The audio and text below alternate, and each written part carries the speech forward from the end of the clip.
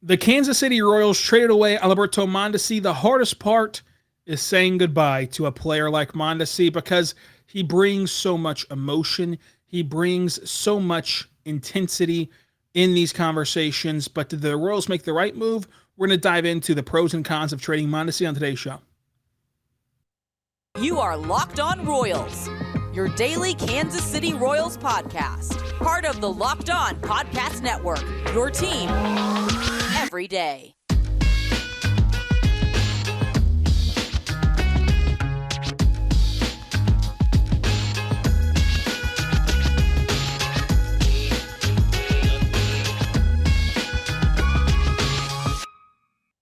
Let's get it going on the Locked On Royals podcast on the Locked On Podcast Network, your teams every day. I am your host, Rylan Stiles. You can follow me on Twitter at Rylan_Stiles. Follow the show on Twitter at Locked On Royals. Email the show, lockedonroyals@gmail.com. On today's show, we are brought to you by our good friends over at FanDuel because we're going to talk about the Royals trading away Adelberto Mondesi and wondering if that was the right move. If that was the right thing to do for Kansas City. What are the pros and cons of trading away Mondesi? And where does Kansas City go from here? But today's show is brought to you by FanDuel. The FanDuel Sportsbook is the official sportsbook of Locked On. Make every moment more by going to FanDuel.com/LockedOn today to get started. Check them out over there at FanDuel. So this episode will be all about Mondesi, the pros and cons of the trade, what the Royals got back, could they have gotten more, was this the right time to do it, and where this roster goes both this year and in the future. This conversation, of course, is met with a ton of sensitivity because you had people on both sides of the aisle. You had those who believed that Adelberto Mondesi was a healthy season away from being an all-star, a healthy season away from just breaking out. Those who at one point believed he could be a superstar. And those who believe that a player who is routinely hurt is not worth it, is not worth the investment you're making in him, is not worth penciling him into everyday at-bats, is not worth the investment of this organization whenever you have other young, good middle infielders. And there's also a third kind of group where you can agree, hey, this is sentimental because you watch Mondesi make his debut in the World Series. You watch him be a promising prospect that looked like he had terrific power and one of the fastest players in baseball potential and just slick fielding, and you never saw it beyond just glimpses and glimpses and flashes. You never saw it be sustained. And so it's tough whenever you think back of that time period where the Royals were winning baseball games and, oh, what a cool story this is. You know, they put him on the World Series roster. They want him in the dugout. They want him in the clubhouse getting a taste of this to usher in the new wave of Royals baseball. And it's been all downhill since then. So that does suck. That does suck as a fan to have a player like that pan out this way. I think with Mondesi, the Royals reached a point of no return. Dayton Moore has never called out anyone publicly, has never thrown anyone under the bus, has never said an insightful or interesting thing in his entire tenure as the Royals GM before he got fired, except for whenever he threw Mondesi under the bus.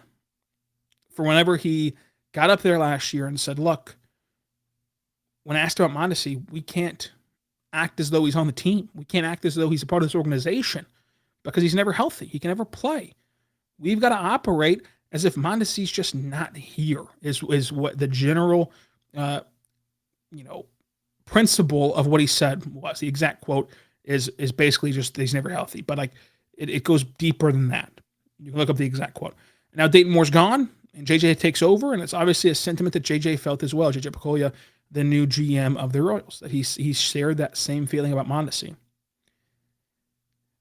And surface level, it sucks to get back a undrafted free agent pitcher who did play well and have a sub-4 ERA in 2021 and then dealt with injuries last year from the Red Sox in the form of Mr. Taylor. But he's 29 years old. Josh Taylor is 29 years old, going to be 30 years old. Like, what is that going to do as a nice little bullpen piece? That's a luxury. So you basically gave away Mondesi for nothing. You gave away all that potential for nothing. And that's not a bad thing. Again, surface level, that sucks. To give away a guy that you felt could be an all-star, could be a superstar, and give him away for a 30-year-old reliever for a team that's not going to compete and not going to contend and not going to win games, that sucks. But it goes deeper than that. It's getting that pressure off the team. It's getting that clarity of what this team will look like. It's getting the vibes better. Nicky Lopez, Michael Massey, Bobby Witt Jr., insert infielder here, Hunter Dozier, even if he doesn't really matter, but like the younger infielders, insert infielder here, they're not having that hanging over their head of, oh, is Mondesi healthy and now I'm out of a job? Like, is Mondesi back and now my position changes, now my playing time changes, now this and that changes, and then he's back for a week or two, and then it all changes back once he gets hurt again. You're not having to feel those questions anymore about Mondesi. You're not having to have the spotlight on Mondesi's health. And so while surface level, it's not the return that you would want from a guy the caliber of Mondesi that you believe he can be whenever he's fully healthy, he's not been healthy. Okay? And if he goes to Boston and becomes that superstar and does stay healthy, then that's just how life goes. Like, sometimes guys just need changes of scenery. And sometimes it just, something clicks. The bad luck stops. If you believe he's been hurt this whole time, and you believe injuries are just a part of playing baseball and playing sports and just bad luck at times, well, then the bad luck could stop in Boston. And if the bad luck stops in Boston and he's fully healthy, he's going to be a good player. But you just could not continue to foster that.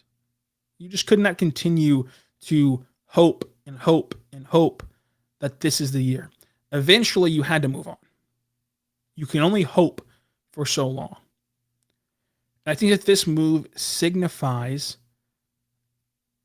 another checkpoint.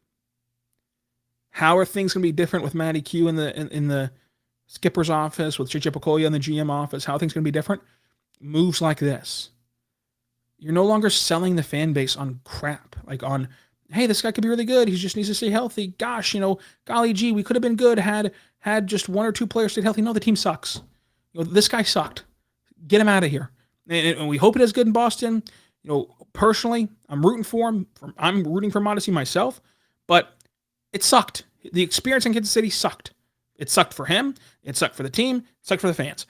Got to move on. Got to close the book. Got to just rip the Band-Aid off and move forward with the new promising prospect in Bobby Witt Jr., the new promising middle infielders in guys like Michael Massey, right? The new guys. You got to move on.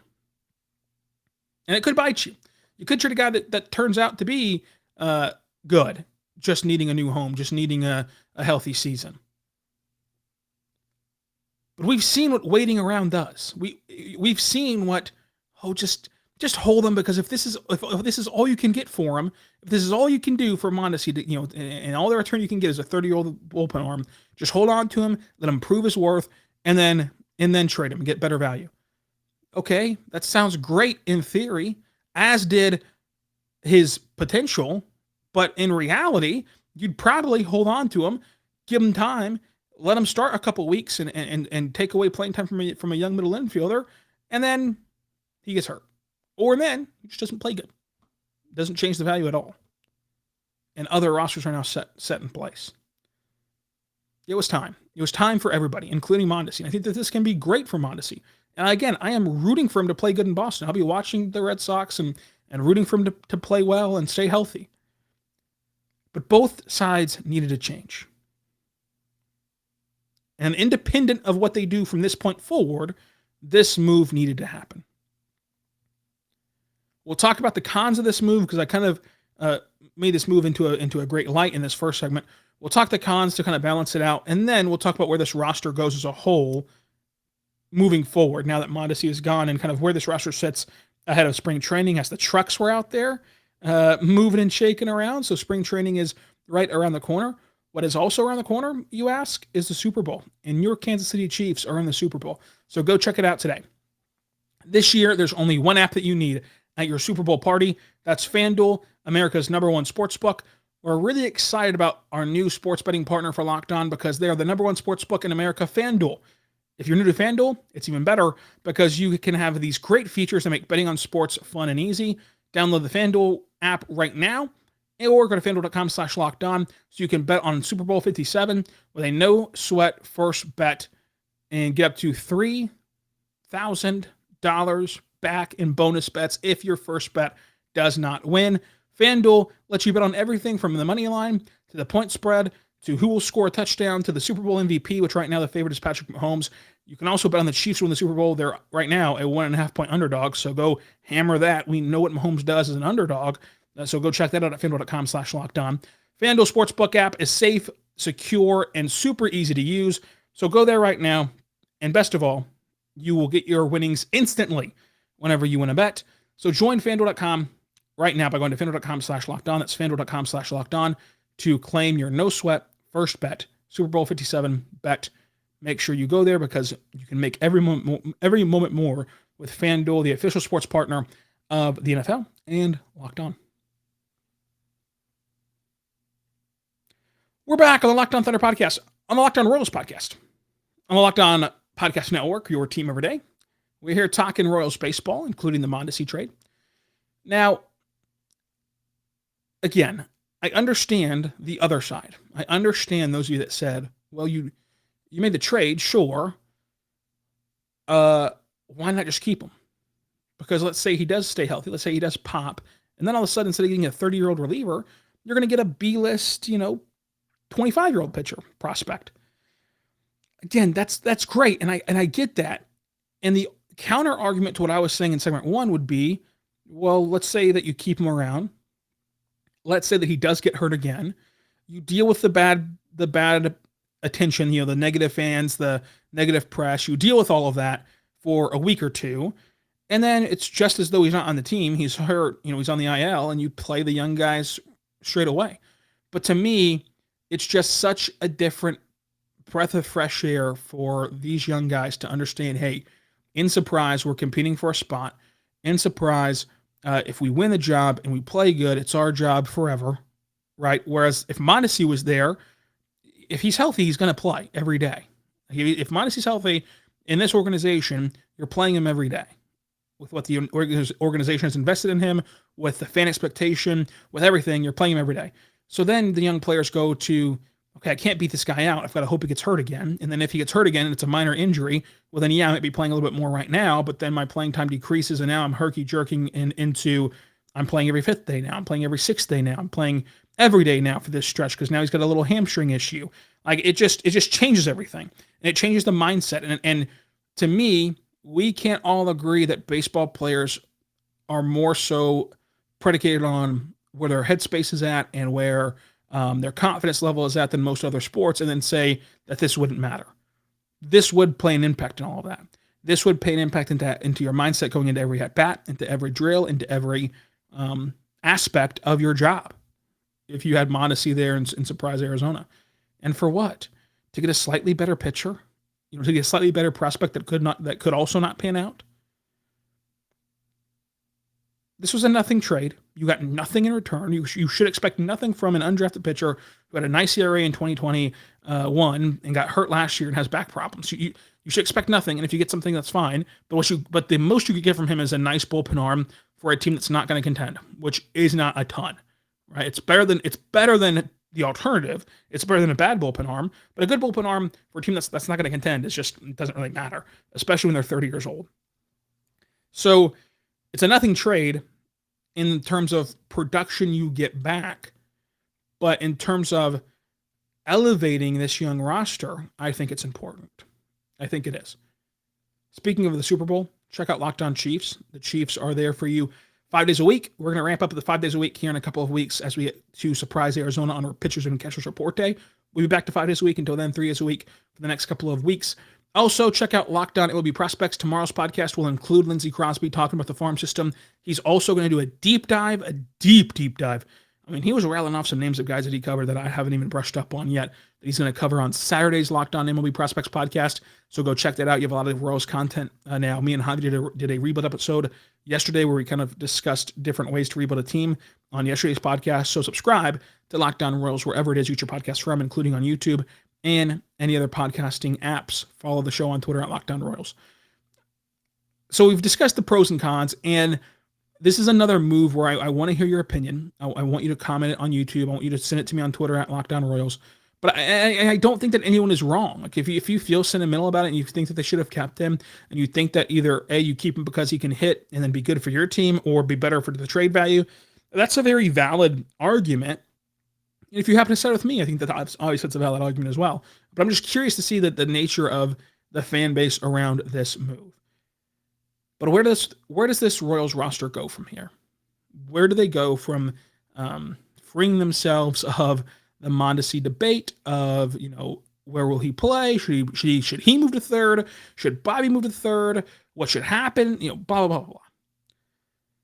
To me, when you go to the Fangraphs roster resource depth chart, I think it's usually an incredible tool.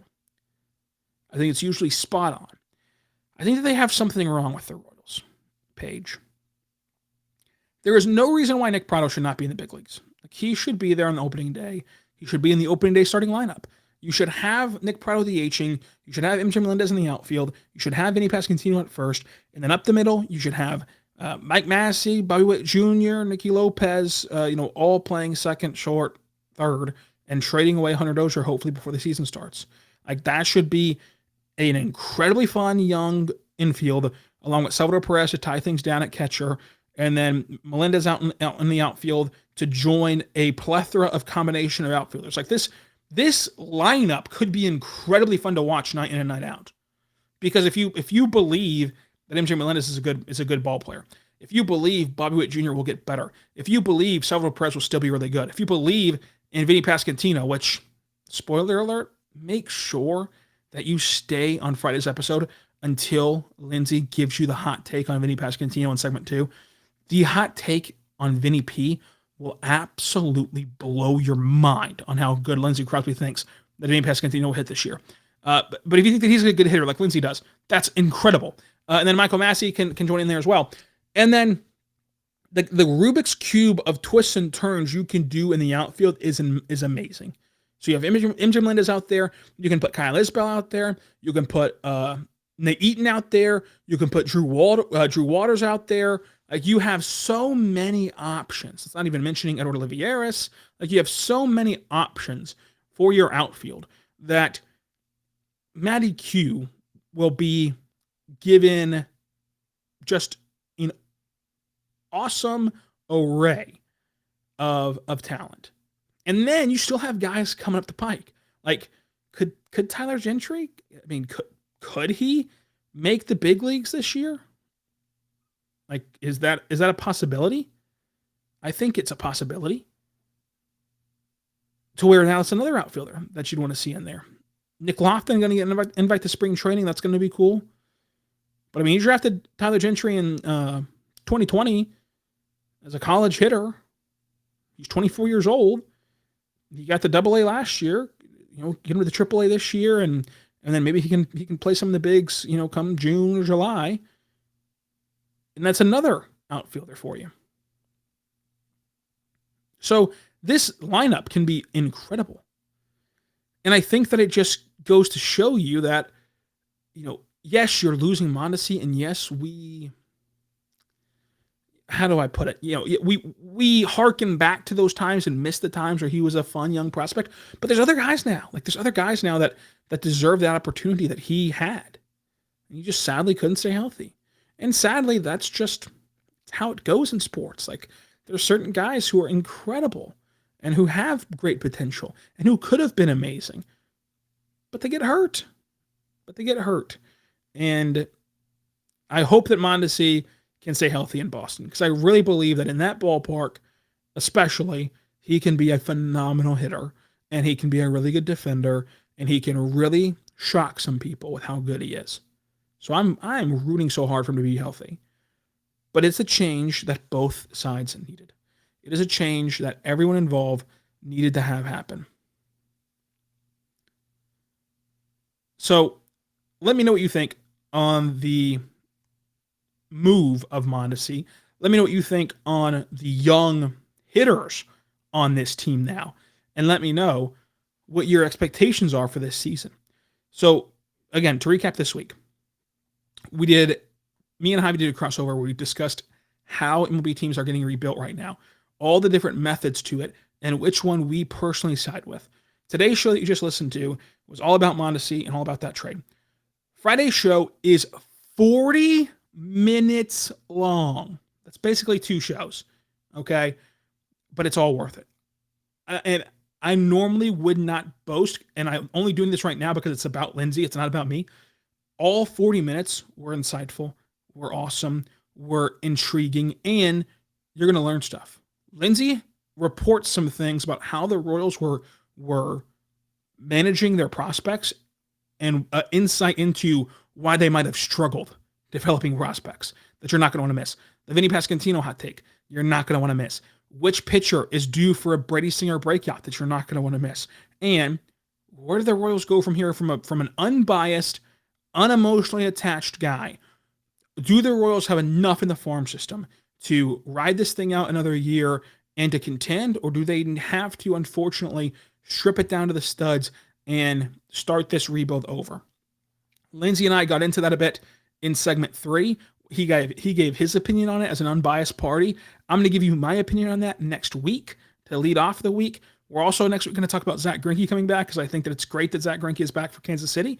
And then next week, we're also going to do best, worst, and most likely case scenarios for this season. Then we're back to 5 days a week, hopefully celebrating a Chiefs Super Bowl on that first day of 5 days a week, and leaping into our first roster projection, lineup projections of the season. So until then, make sure that you subscribe to Locked On Royals on YouTube, on every other podcasting platform that you have.